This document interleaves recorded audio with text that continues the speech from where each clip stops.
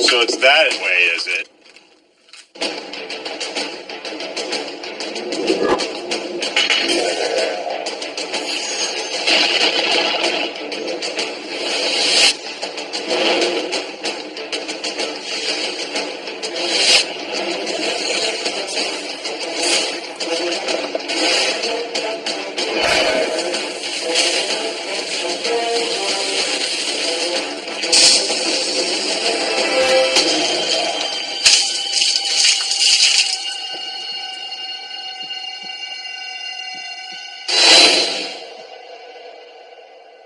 Eat shrimp, savage.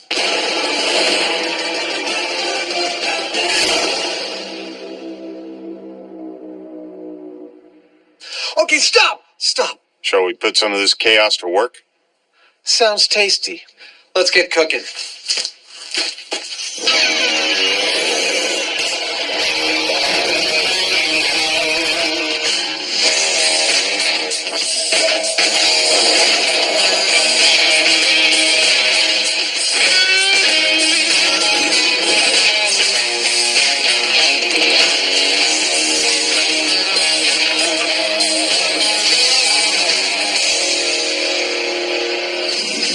So what's cooking? Well, in this final season episode, we are paying homage to our foodie past with a couple of myths that we could couch under the rubric cooking chaos. Like what?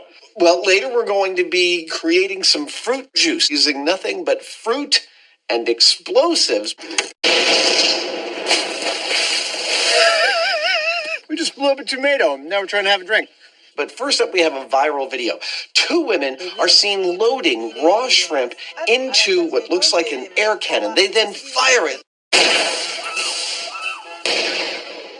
through clouds of flour, egg, breadcrumbs, and eventually a fireball where the shrimp hit a target, land on a plate, and seem to be perfectly cooked. Instant tempura. Exactly, and I think we should try doing it. Yum. For 14 years, the Mythbusters have dined, You want to try some? Oh, you can't. devoured, and feasted You can't hold it anymore. on some fantastically far-fetched Oh! food fables. Red meat and high explosives.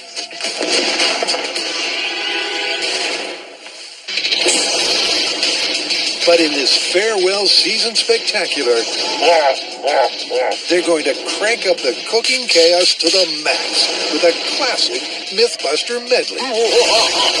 Like some sort of jet engine. First up, is it really possible to coordinate 4 explosive ingredients and a fireball to fry on the fly? To test it, they have to copy the video's crazy contraption. It's going to be a challenge.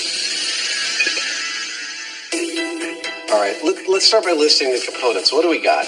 We have some sort of pneumatic cannon. A flour cannon, Then we've got the egg wash. and then a breadcrumb cannon, And then, of course, there's fire. and then the target. The flour cannon and the breadcrumb cannon are effectively the same device. I can jump on that. Okay, well, I'll take care of the egg wash and the cannon. I think I have just the thing. Awesome! This launcher's been on the show several times before. The last one was testing whether rocks coming out of a lawnmower could be lethal or not. Wow. Now, the benefit of using a pneumatic launcher like this is that we can shoot just about anything that we can fit in the barrel.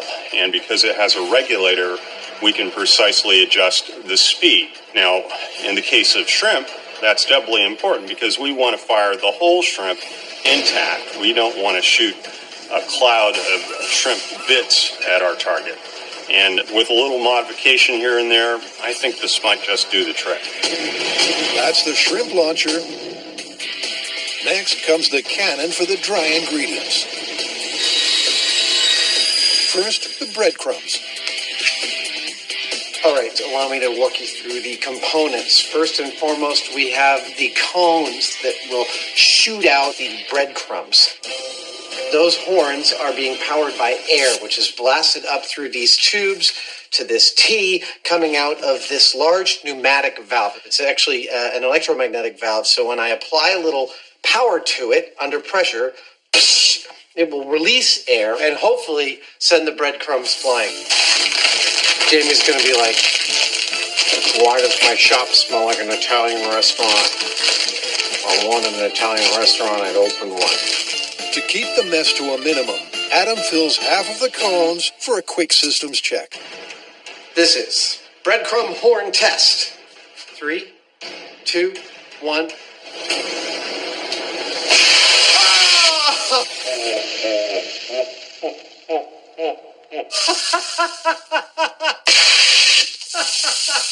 That's lovely. That works. And while Adam knocks up an identical system for the flour, Jamie's getting eggy with it. I've got to figure out how to shoot egg wash down. This is a solenoid valve. It's an electronic valve that opens and closes a stream of air. Oops, wrong end. And that's fine, but I'm using egg, and I don't want to clog it up. What I'm going to use is this puppy right here, which has a similar solenoid valve here and a piston with a rack and pinion on it that rotates a ball valve. And I can send anything I want through here and not gum anything up. It's done. To test that it matches the spray in the video, It's going to be hard to make it with this camera in there. Hold on. Delicious. Adam whips up some egg-like liquid, Oh, yummy. Look at that. rigs Jamie's hose to its compressed air power source, 3, 2, 1. and lets loose. Ha! Beautiful. And the flour thrower also gets a systems check.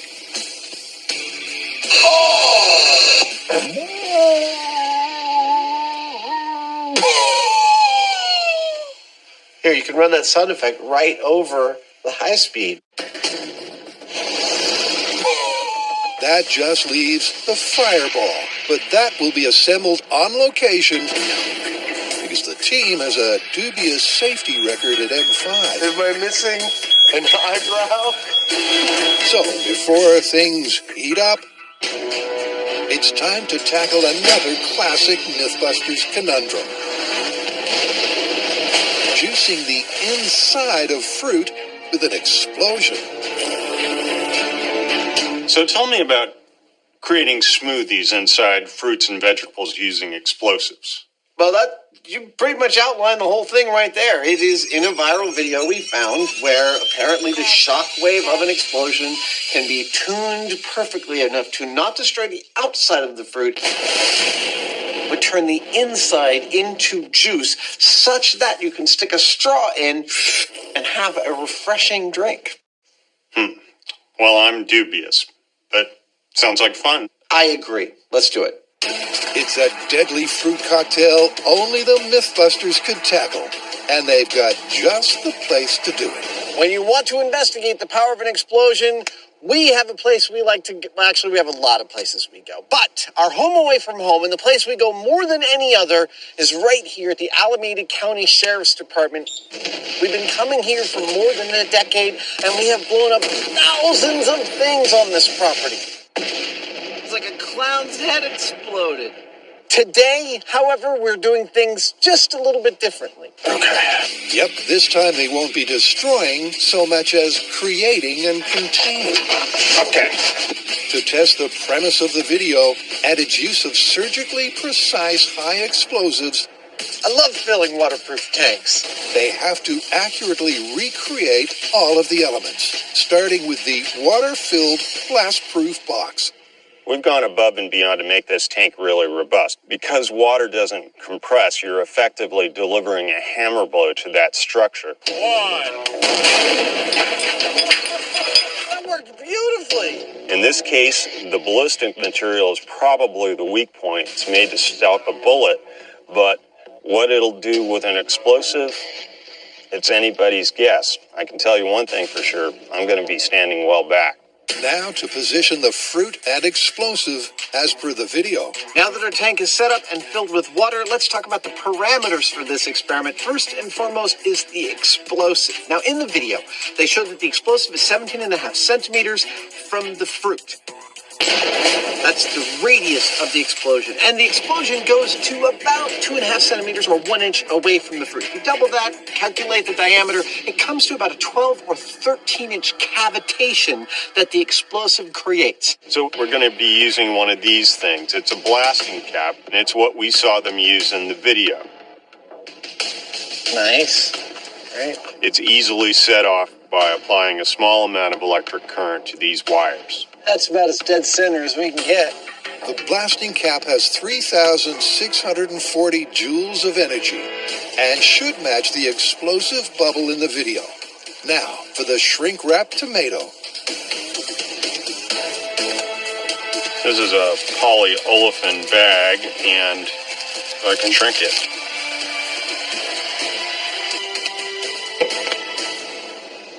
There you go. Oh, that's beautiful. Do you think this will float? I think it will. What are we going to do about that? I've got a magnet with a string on it. I figure I'll attach it to the bottom and we'll hang the blasting cap from the top. The fruit is suspended according to the reference, 7 inches from the blasting cap. And the setup is complete. Will the blast wave leave the exterior surface intact and juice the interior cellular structure? Or is it just another far-fetched fake film? They're all set to take the plunge. You ready? I'm ready. Fire the hole! Fire the hole! Fire the hole!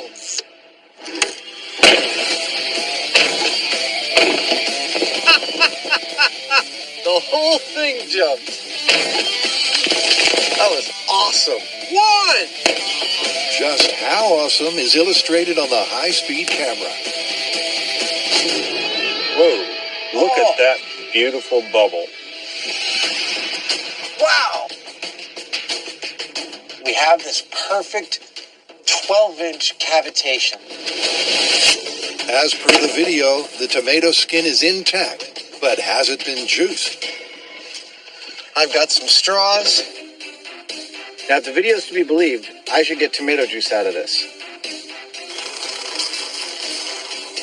Here, do you want to try it? All right. Oh, what? Hey! You're kind of getting some juice there. Jamie manages to suck up a decent mouthful of juice. I did. And Adam, comparing it to an unexploded raw control with zero liquid uptake, I'm getting nothing. thinks they may be onto something. This is so ludicrous. We just blew up a tomato, and now we're trying to have a drink. What else? No big. Question is, where to now? Okay, did you see what I see there? Yeah, exactly. Our tomato was just a little too far from the bubble. I'd say about 2 inches away, and we needed to be 1 inch away, like we see in the video. That is our next test. Coming up on this final season Food Spectacular, the fruit apocalypse continues. And cooking shrimp gets a Mad Max makeover. Eat shrimp and die.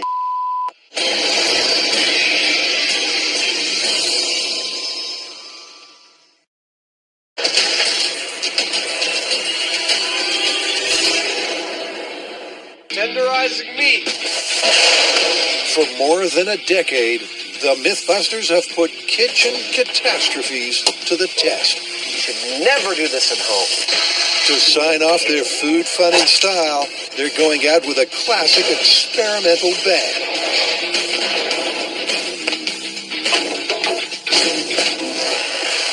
Here's what just happened. We detonated a blasting cap 7 inches away from a tomato, and it seems we made a difference in how much juice we were able to get out of that tomato. Hey, you're kind of getting some juice there. I did. So we're going to do it again, except next time we're going to move the tomato a little bit closer. And there it is, exactly 6 inches. 1 inch closer than last time. Because that might get even more of a definitive result. Fire the hole!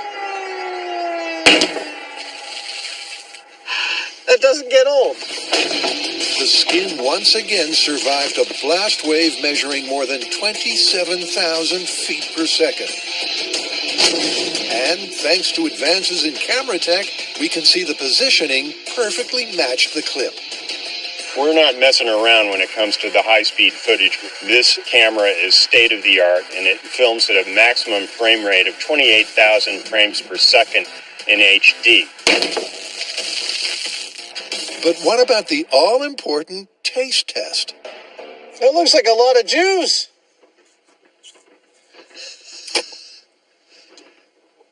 That was almost a mouthful. Really? Yeah. We're a lot further along on this than I thought we would be. I thought this was that realm of almost total fantasy. I have to admit on this one, you have to color me totally surprised. I was sure our explosive was going to rip apart the outside of our fruit. And even if it didn't, there was no way it was going to yield actual juice. Now, we will compare the juice we get from the explosive to an industrial juicer later. But right now, we are going to start looking for the sweet spot. 4.5. There you go. Fire the hole! And that is how close we can get the explosive to the fruit before we start to destroy the skin. That's where we'll get maximum juice.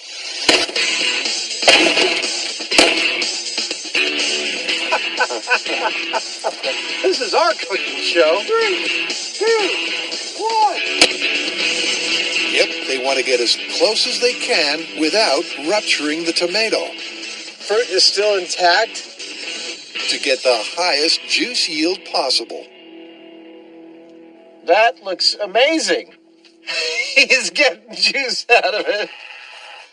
It's the same story at 3 inches. 1. Still there. I don't know that we breached the outer skin. This is amazing. And even at 1.5 inches. And most importantly, Jamie seems to be getting more juice each time. Look at that. Dude. That looks like the best one yet. When Jamie's people come and invade the Earth, this is what they're going to do to our planet. I feel like a mosquito. Until half an inch proves too close for comfort. 1.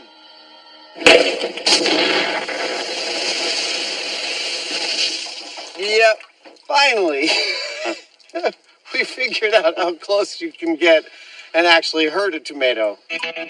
Before they quantify just how much juice they're detonating and deliberate on the result, it's back to the shrimp course. One of the great things about shooting the show in the Bay Area is that we have such a wonderful array of places to run our experiments at. This one in particular is going to be perfect for us to run an experiment that involves shrimp, guns, air cannons, and fireballs. The engineering challenge they're facing to even test this viral video is as tough as it gets. A ballistic ballet of perfectly choreographed explosive ingredients. We have watched this video dozens of times and looked at every single shot of the rig. Beauty. And we have measured as best we can the distances between each of the stations and replicated exactly the journey of the shrimp from gun to plate. I love color. With the system laid out according to the video reference, Jamie hooks up the power source. Given that this whole thing is driven by air, we don't want it. Oh. We don't want any leaks. While Jamie springs into action, unstringing any leaks, Leak number 3. Adam attempts to avoid product placement. In the video, the target seems to be a pillow of bubble. So, am I allowed to say bubble? The world. In the video, the target seems to be a pillow of this bubble packaging stuff. You know what it's called. I'm going to make a pillow of the same stuff. With their trademark target taped into place, Time for shooting. and the firing squad peeled and prepped, they're all set to test the first cog in their multi-part machine, the shrimp cannon. After all of our prep work, what remains to be done is to fire shrimp from this gun and see, well, just how accurately it fires. Oh, look at those. This whole machine depends upon this shrimp firing accurately. The shrimp gun is locked and loaded. I, for one, think that there may be a little adjustment after the first time we fire it. Here we go. In 3, 2, 1. I got shrimp up my nose. What happened? The first test, well, my face got covered with shrimp guts. And that's the best I can say about that test. It was pretty much a total failure. But we're going to hold down the shrimp cartridge so it doesn't jump like it did last time. Okay, so I'm going to hold on to that and see if we can't get the shrimps to hit the target.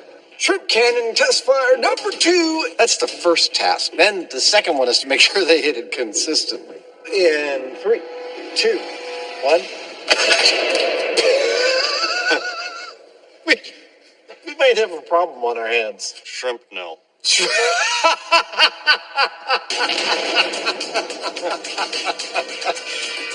Nice. 1. Shrapnel. Let's go collect the shrapnel. Well, right out of the gate, it's not looking too good for this story because we didn't even get to the target and our shrimp basically disintegrated.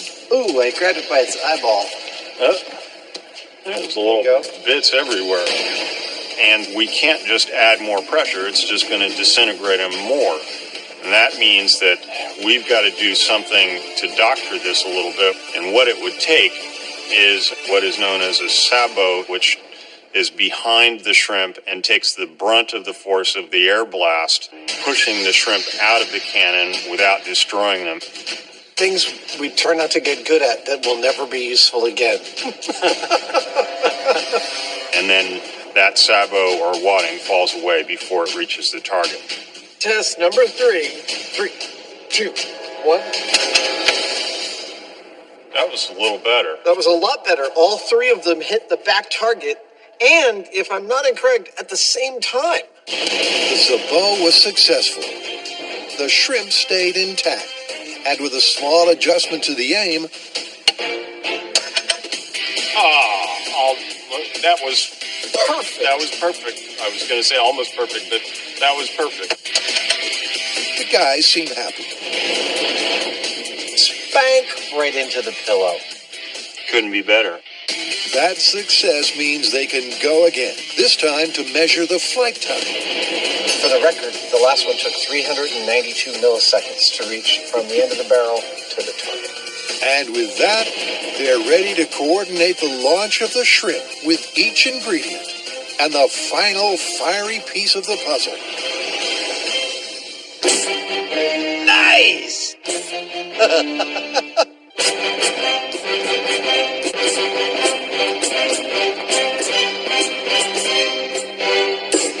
This is the coolest toy ever.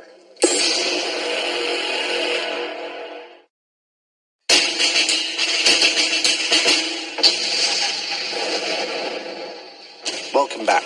We have been attempting to cook a shrimp in mid-air. So far, we've got the shrimp flying consistently into a target, spank right into the pillow. And now, We need to set off each of those elements at precisely the right time. For that, we're going to be using these timers, which will allow us to tune everything the way we need it to within milliseconds. That's the key to this complicated cooking method, the launch sequence. All right. Each element has its own trigger, delayed depending on how fast that ingredient reaches its optimum spread.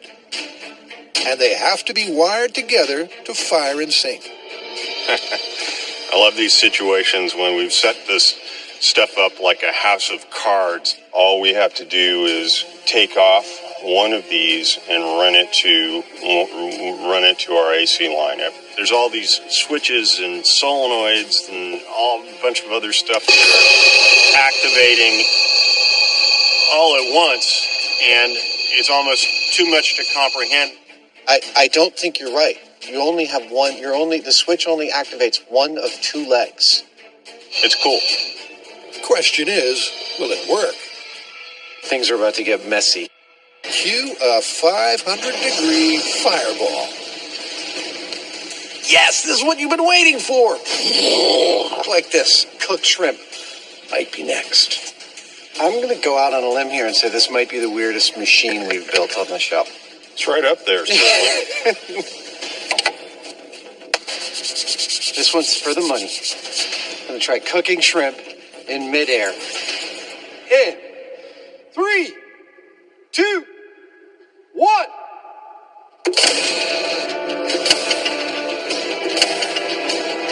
Dude! That was beautiful. Shrimp are leaving. It's going through the flour. Awesome! Goes to the egg. And the breadcrumbs. Oh my God. And the fire!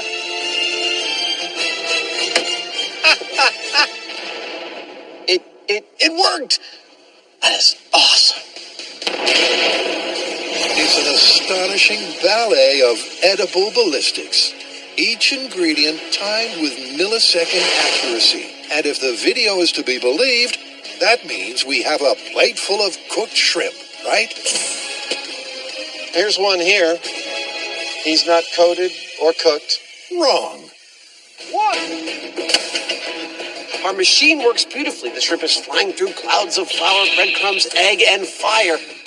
But it's not getting coated, it's not getting covered, and it's definitely not getting cooked. This guy does have what appear to be some breadcrumbs on it, but... But like 3. Yeah. Okay, so we need like hundreds more. After timing the flight of the shrimp with millisecond accuracy, it turns out time was never on their side. The problem is that if we slow the shrimp down long enough to allow these processes time to work, the shrimp are going to fall short of the target. We could make the clouds larger and shoot over a longer distance, but that would require more air pressure, which most likely is going to blow the shrimp apart. It's a classic catch-22. To coat the shrimp requires a much longer flight time, but that would destroy them. So, that part of the video was clearly faked. And then there's the fire.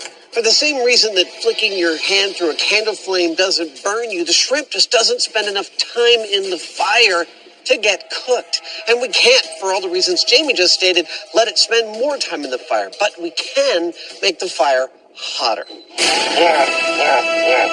This is a 5-burner sword forge running propane. It runs about 4 times as hot as our flame bar, 2,000 degrees. And because it's a sword forge, it's open on either end. That means we're going to shoot our shrimp right through the middle of this baby. If that doesn't cook our shrimp in midair, I don't know what would.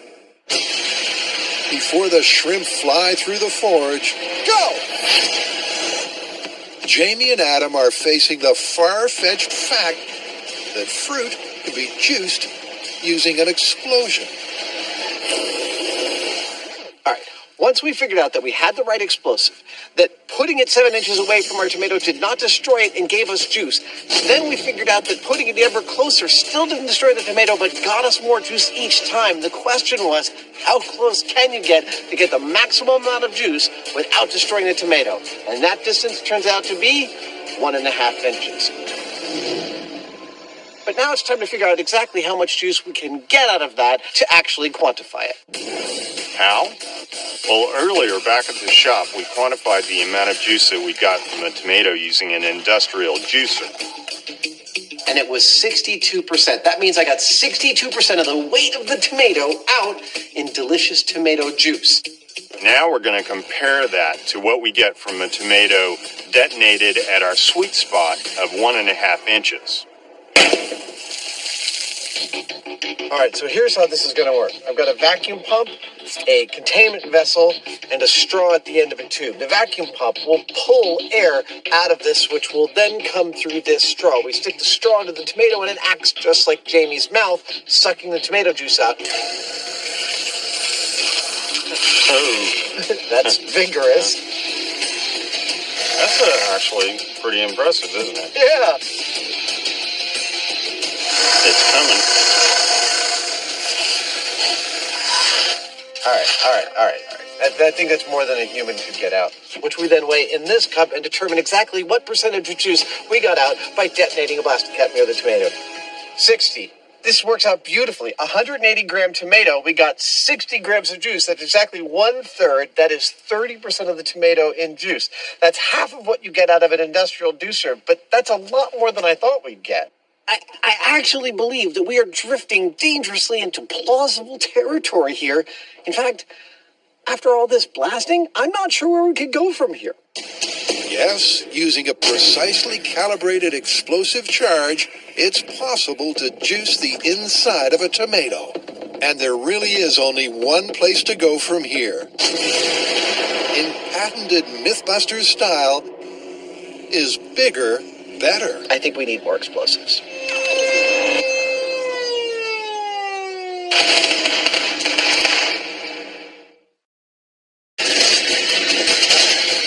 Welcome back. All episode long, we've been attempting to replicate a viral video we found, which seems to show that a small amount of explosives can turn a tomato into a tomato juice dispenser. That is, that it can turn the inside of a tomato to liquid you can drink while not damaging the outside. And astonishingly, we seem to have determined that this is actually true. Now, of course, it's Mythbusters, so where a small amount of explosives seems to work pretty well, a large amount of explosives ought to work a lot better. This time around, we're going to be using 20 pounds of TNT. Nice. Nice and peaceful out here. At least right now it is. And that's going to create a much larger and more powerful pressure wave. So, in theory, that should do a better job of creating more juice. The blasting cap yield was 30%. To attempt to maximize the juice, they're scaling up the explosion energy by a factor of 10,000. All right, let's double check our supplies. We got mesh bags, check. Oranges, check. Cucumbers, check. Tomatoes, wrapped, check. Pineapples, check. 20 pounds of TNT. Let's make some fruit juice. While Adam and Jamie know a tomato works, the video also shows a variety of fruit and veg being satisfactorily slurped. So, to find out if this juicing technique really is that flexible, they're covering their bases. Let's start attaching them to the buoys. Finally, without knowing the ideal distance for this sized explosion, That's the 2-footer. each bag is placed under the surface There's the 5-footer. at staggered intervals. There's the 10. The blasting cap has an explosive energy of 3,640 joules.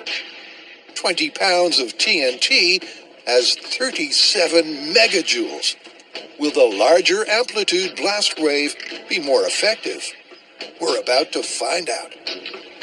Doesn't it look beautiful? Yeah, it's perfect. All right, Captain, back to shore. Let me explain our methodology, although I think it's pretty straightforward. At the 3 orange buoys at the end of that line, we are going to hang 20 pounds of explosives 10 feet down. At each of the numbered markers is hanging a bag of fruit about 5 feet down.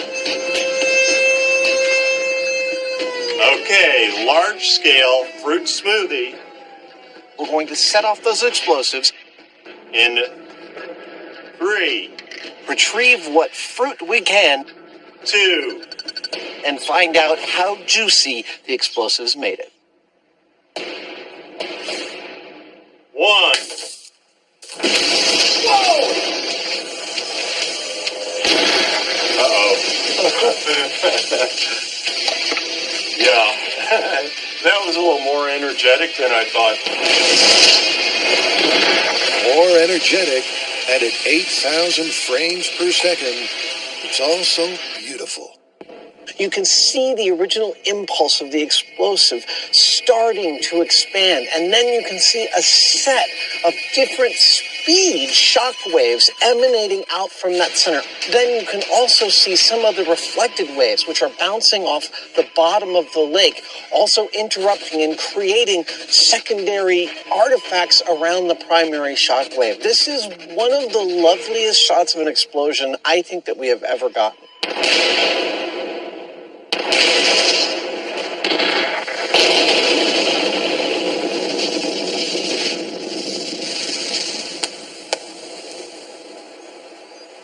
Extraordinary footage. That's 40. But did they get any juice? That's 30. This is actually pretty darn cool. We were afraid when we first saw the explosion go off that we had lost like most of our fruit. But it turns out it seems that we have lost our 2, 5, and 10 foot bags, which we kind of expected because they're so close to the explosion. We got them from 15. Awesome. But we have 15, 20, 25, 30, and 40. Now it's time to inspect and see just how juicy our bouquets of fruit and vegetables are. The initial signs, Oh, man. are not great. Okay, I'm just going to go on a limb and say cucumbers do not like explosives. Searching through the debris, many of the victims are ruptured, but luckily not all. This one's been compromised. There is evidence of tenderization It's definitely softer. at 40 feet. No, so I'd say that orange is not a fruit juice dispenser. 30, No. 25, and 20. Tomatoes. That one's dead. The kind of carnage that can only be yielded by an episode of Mythbusters. But by the time all survivors have been examined, the results are definitive. No, it's the same thing as before. Not juice. Not juice. Tender. Tender, but not juice. So, seems like bigger is not better in this case, huh? No. We found at least one thing for which more explosives do not get a better result. But why didn't it scale up? Whoa! We know that blast pressures can bounce off of surfaces. They can reflect. And so that small container caused the blast pressure to go back and forth through the fruit a bunch of times, each time breaking the cell walls a little bit more. So that may actually have been the ideal situation, even though the amount of explosive was very small. If you remember, we started out with a viral video that seemed to imply that with a little boom in a box, you could generate sweet juice out of something like a tomato. In that scale, we actually succeeded in getting some lovely gulps of juice out of a tomato. Now, it didn't work when we scaled it up, but I have to say, given how well it worked in the scale that the video shows, I think that we're going to have to call this one plausible.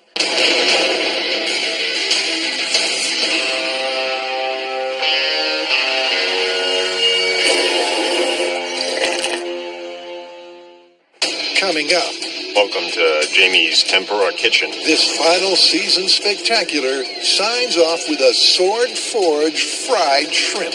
Like some sort of jet engine.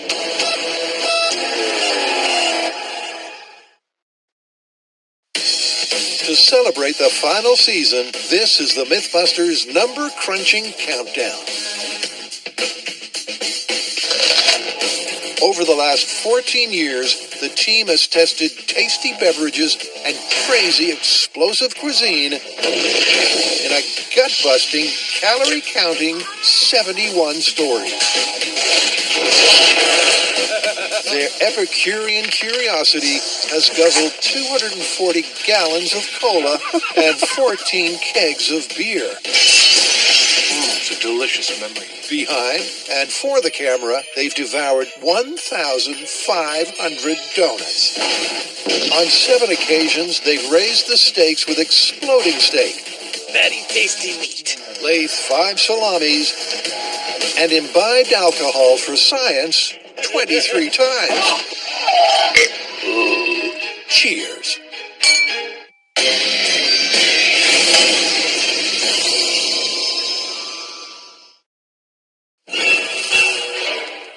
What? We've been trying to cook shrimp in midair, and so far we've got bupkis. We were able to exactly replicate the processes we saw in that video, but the problem is we weren't able to replicate any of the results. And when you think about it, it's not really surprising because all of these activities are occurring in the course of milliseconds. So there's not really any time for coding or cooking anything. We have no choice, therefore, but to conclude that those results were faked. Of course, we're not done yet. Yep, in this final season food challenge, Yeah, I like it further away. Me too. they have to exhaust all reasonable possibilities. With the ingredient clouds busted as a possibility, it boils down to heat. It's going to get hot in here. A sword forge Welcome to Jamie's Tempura Kitchen. versus a single pre-prepared shrimp. Watashi wa shrimpu no gakusei desu ne. Science is often about refining questions and removing variables, and we have done both of those here. I'll turn on the gas.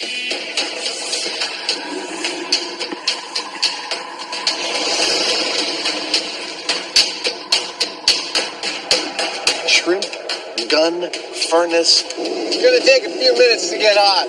hopefully cooked shrimp on the other side. We are soon to find out. I'm getting about 2,100 degrees. That's 5 times hotter than we were getting in our fireball.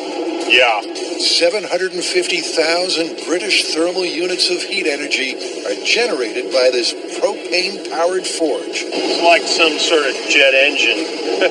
Each of those BTUs can raise the temperature of 1 pound of water by 1 degree Fahrenheit. Woo-hoo-hoo-hoo. Dude, that is one hot oven. Here we go. But is there enough time for that energy to cook the pre-prepped shrimp? I'm feeling good about this. Here we go. Fire and shrimp through a forge. And 3, 2, 1, go. The shrimp fired through the forge accurately. But did it fry? Does it seem at all cooked to you? Are the breadcrumbs crispy at all? No. We upped our fire game significantly in this last experiment. Where formerly we had a fireball that was about as hot as a consumer oven, 500 degrees. This forge was 2,000 degrees. We fired the shrimp through it, and we ended up with a room temperature shrimp. And I can feel this is cold. It's cold. Oh, great. 67 degrees. Yeah, room temperature. Room temperature. That's not a cooked shrimp. Despite trying several times, It hit the plate. the flying shrimp shows no sign of warming to the occasion. Dun, dun, dun. Stop right there. 66 degrees. Most people would give up at this point, but come on, we're not most people. We're going to continue. How about instead of 3 feet of sword forge, 12 feet of sword forge? Yeah, evil laugh. We're going to set this up and try it again. Using all of their 14 years of experience, this is the very cutting edge of ramping it up. For reference, a typical kitchen burner is putting out 10 to 15,000 BTUs. This setup right here 3 million BTUs, all encased in one long square tube. That's pretty extreme heat. You ready to fire it up? Let's do it. This is it. It's looking pretty good. One final fry-on-the-fly try. Whoa! One last chance I'm gonna love the shrimp. Okay. to cook a cannon-fired shrimp. Man, I've never seen anything like that before. No. This is an insane thing.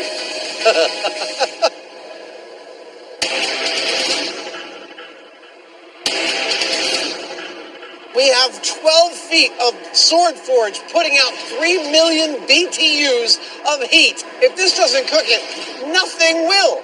Nothing. Okay, maybe something, but not something we can build here.